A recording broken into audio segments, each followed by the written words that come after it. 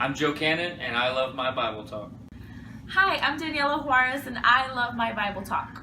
My name is Maura Mihango, and I love my Bible talk. Hi, my name is Maria Quintero, and I love my Bible talk. My name is Richard Gonzalez, and I love my Bible talk. Hi, my name is Michelle Duncan, and I love my Bible talk. My name is Alan Copper, and I love my Bible talk. My name is Drew, and I love my Bible talk. What was your life like before you became a disciple? Oh man. Well, my life before I became a disciple was, it was crazy, but it was kind of pitiful.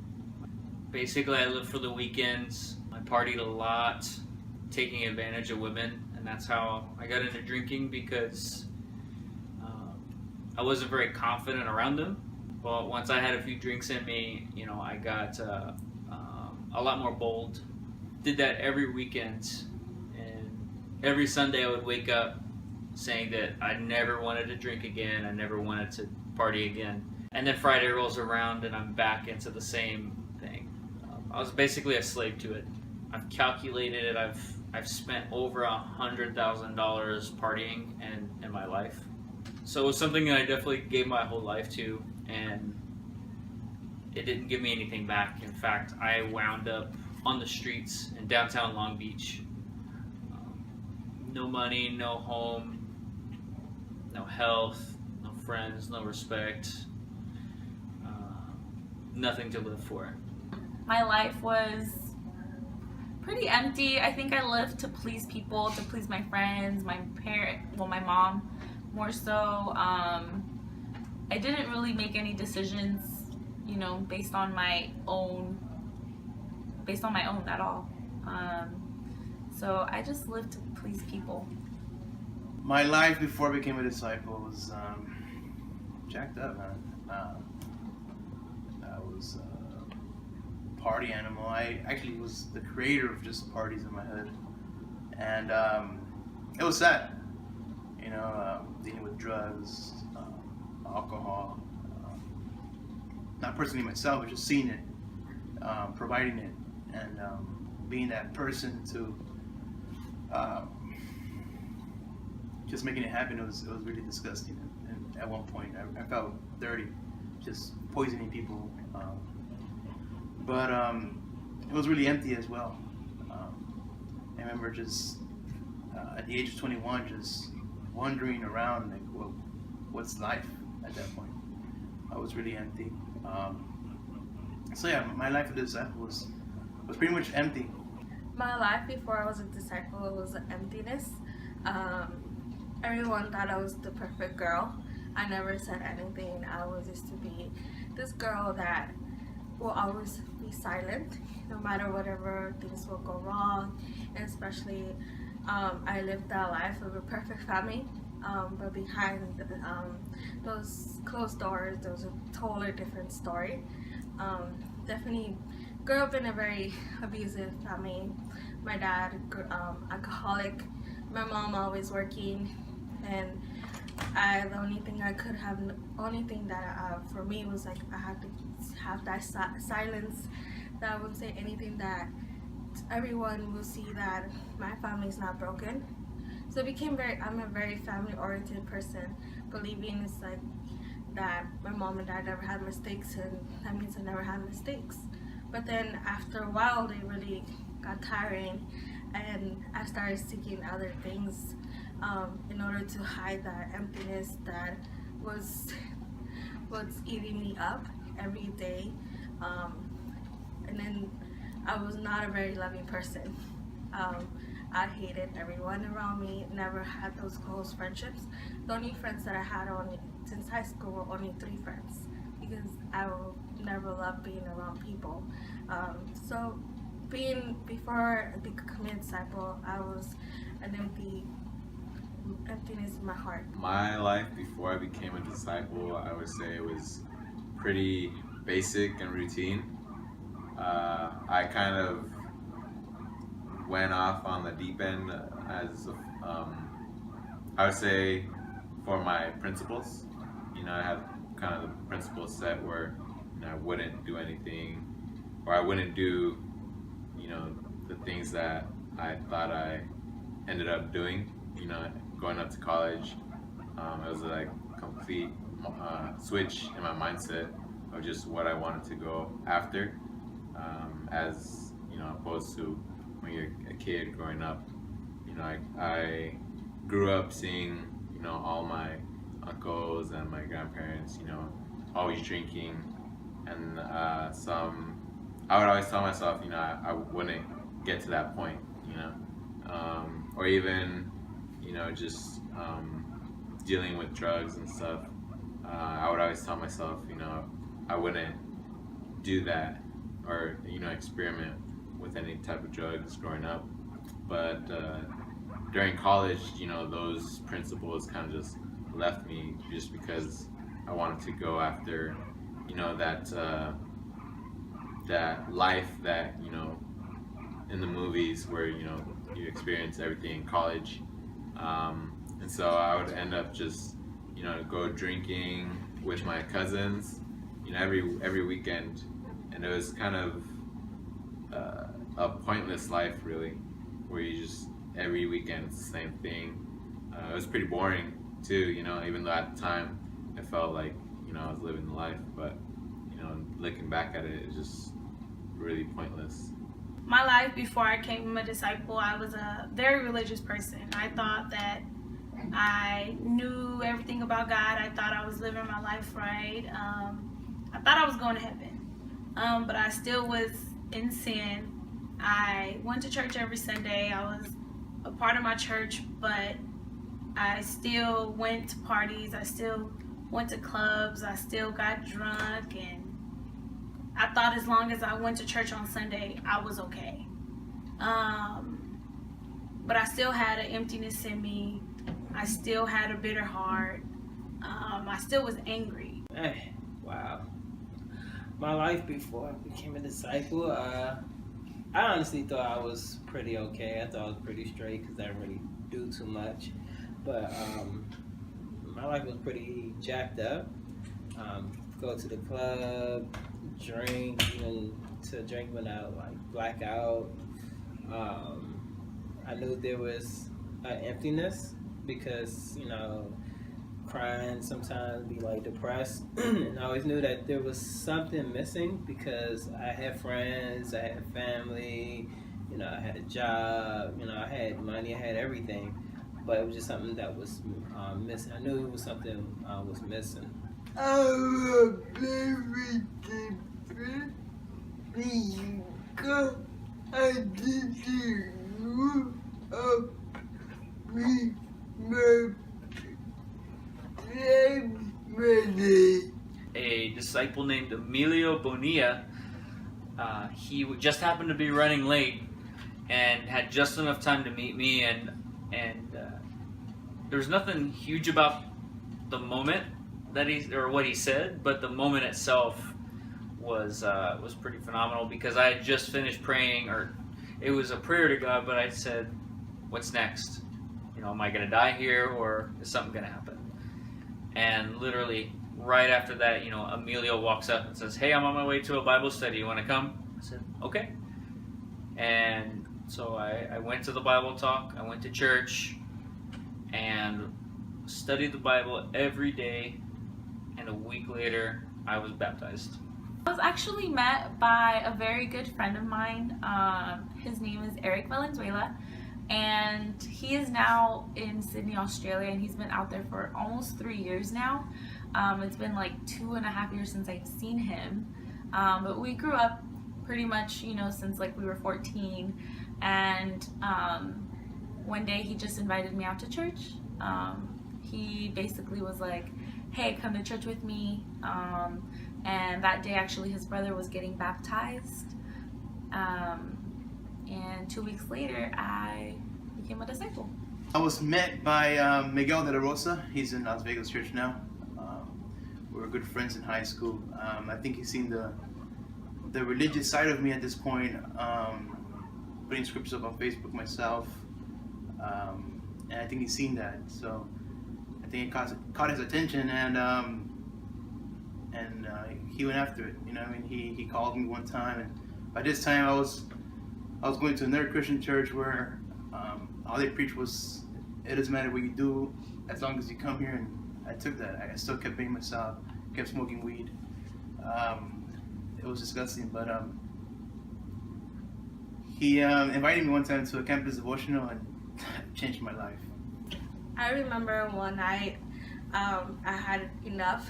I was thinking of counting the days that I wanted to live. I was about to commit suicide. I was already thinking of what to do. And I remember one night just got on my knees and I was just praying to God. It's like, God, just give me one reason why I should still be here. I went through Facebook. Facebook, social media. I went through one of my, not friends, but friends from we have mutual friends from high school, and I remember having classes with him, and he always talked about God, but to me I was like, okay, I know who he is, but I never really thought about him. And I seen a picture of him getting baptized, and that's when I wrote to him and I asked him, it's like, hey, how are you? But to me it was something different, because this getting baptized, I saw his face of happiness, and I never have seen that in a baptism, somebody getting out and full of happiness. So from there I had to study in the Bible, and I got baptized in a week. Michelle, I've known her since middle school, and we would always meet each other on campus, and I saw her one day talking to a sister, and she invited me out to church, which at the time I hadn't really been going to because of the life I had been living. And I went to church, and I met a brother named David, and from then on kept studying the Bible. I actually was met by Shamika Johnson and Andrew Johnson, which just so happens to be my sister. I went over her house one day and she asked me if I wanted to do a Bible study, and I told her yeah. I was met on the elevator. It was a bunch of 5 other disciples that was on the elevator at the time, and it was my apartment building back at home at college in Hyattsville, Maryland. And this guy named Stephen Stansel who shared his faith with me on the elevator. And at first I wasn't super open to it, because as soon as I heard about church, Jesus, God, I was like, peace out. But I just willing to be open up and to try something new.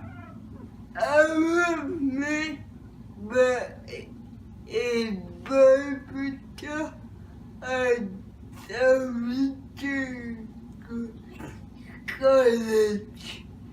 Well, after my baptism, it's basically been a blur, and it's been super difficult and tough, but it's also been more rewarding than anything I could have imagined more.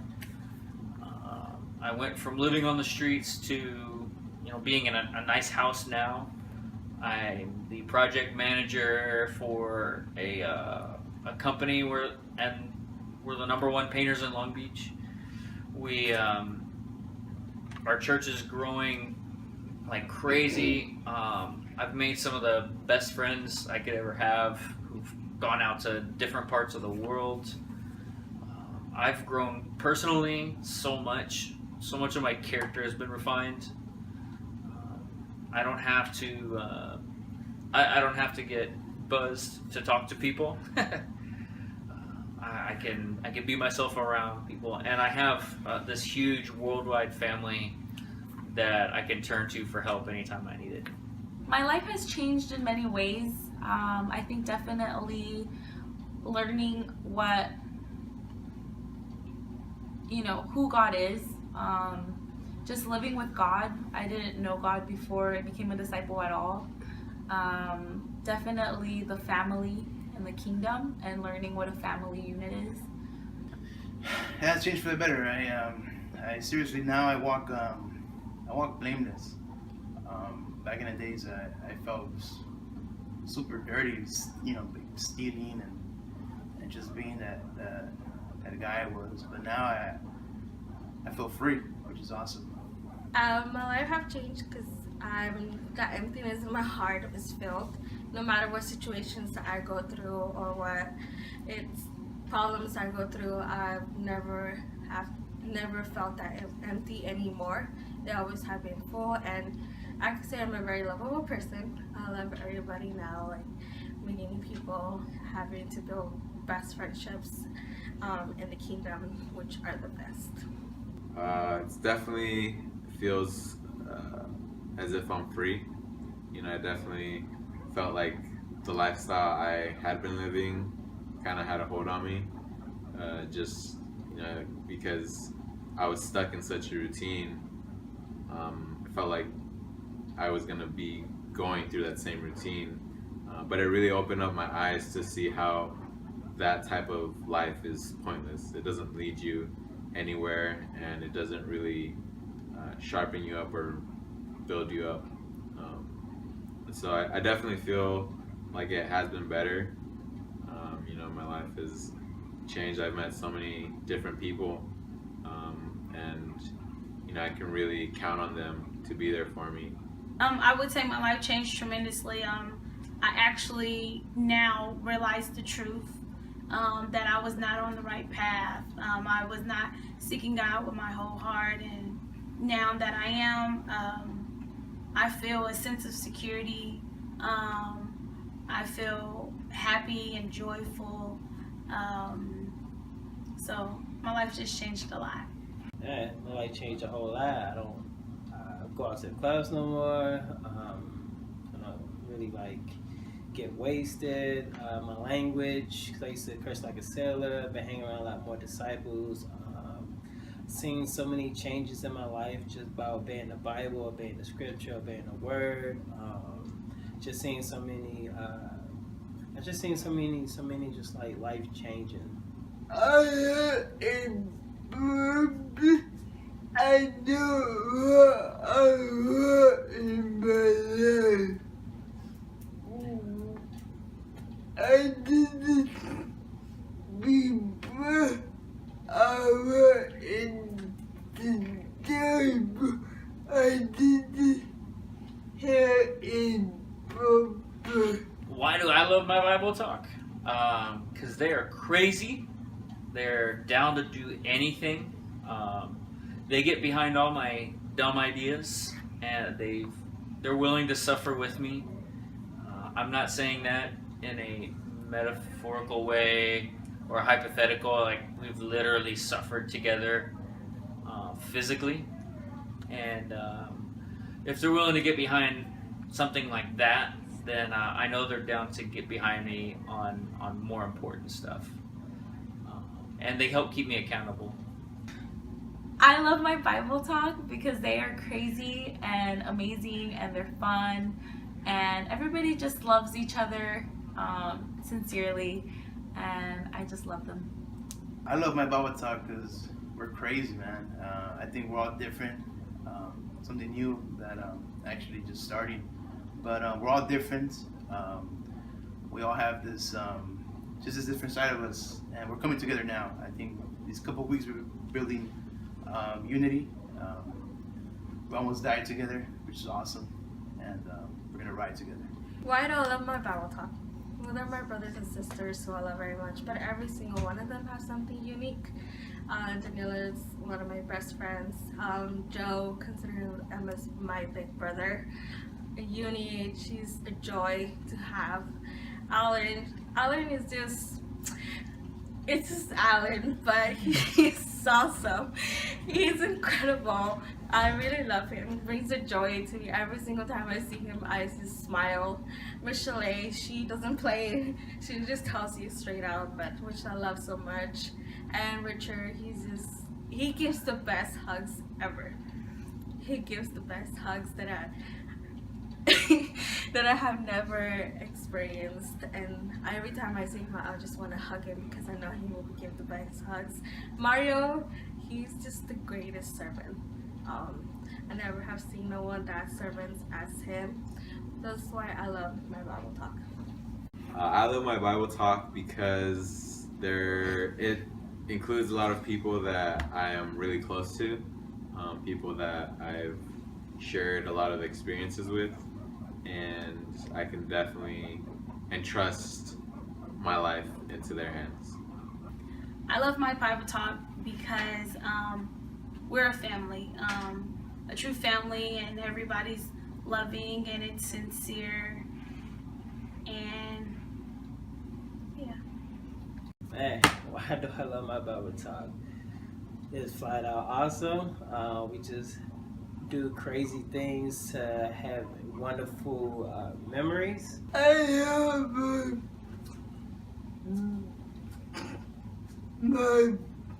my Bible talk because they are my family.